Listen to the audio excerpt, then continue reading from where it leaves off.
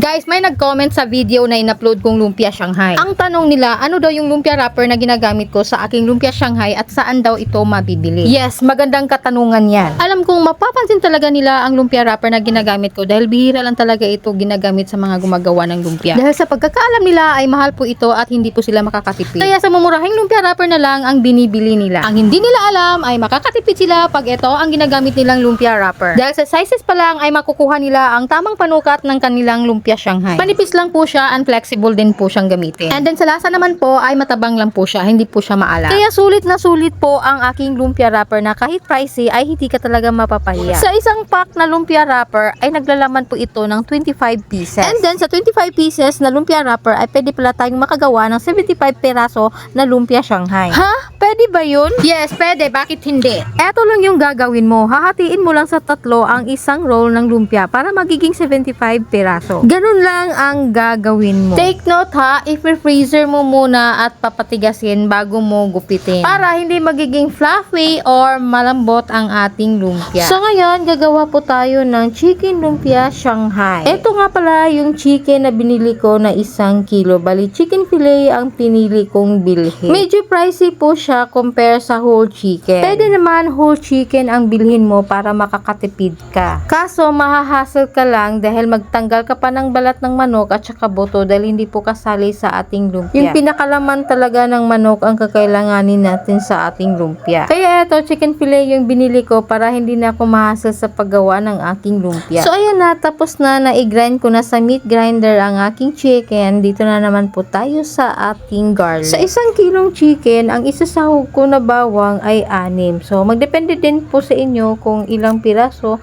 pero mas maganda kung marami, mas masarap. At saka 6 din pong piraso na onions. Sa 6 na pirasong bawang ay nagkakalaga po yan ng 40 pesos. And then sa 6 po na pirasong sibuyas ay nagkakalaga din po yan ng 40 pesos. Lahat ng ingredients ng ating lumpia ay gagamitan po natin ng food processor para mabilis na lang po ang paggawa ng ating lumpia. Sa carrots naman, kalahati lang. Same process pa din, babalatan, hihiwain bago po natin ilagay sa ating food processor. Lahat talaga ng gusto mong i-grind, makarniman, maprutas at saka gulay, ay pwede po talaga sa ating food processor. Kaya malaking tulong talaga pag meron po tayong meat grinder sa bahay. So, ito na pala yung pinakahuli nating i-grind sa ating food processor, ang ating kalahating kilong Baguio beans. Talagang masarap po talaga ang ating lumpia Shanghai dahil ma-vegetable po ang ating lumpia at saka medyo maanghang po siya sa sobrang dami ng carrots. Para sa akin, ito na yung pinakamasarap na lumpia na natikman ko sa buong buhay ko. So, ayan na, ilagay na po natin ang ating 1 kilong giniling na manok sa ating mixing bowl.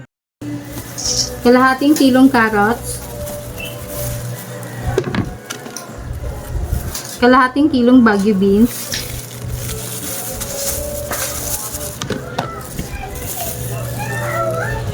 Anim na pirasong sibuyas.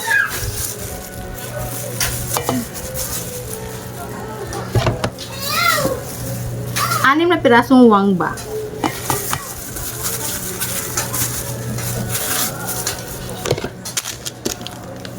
Tapos, ibuhos natin yung paminta. Ay.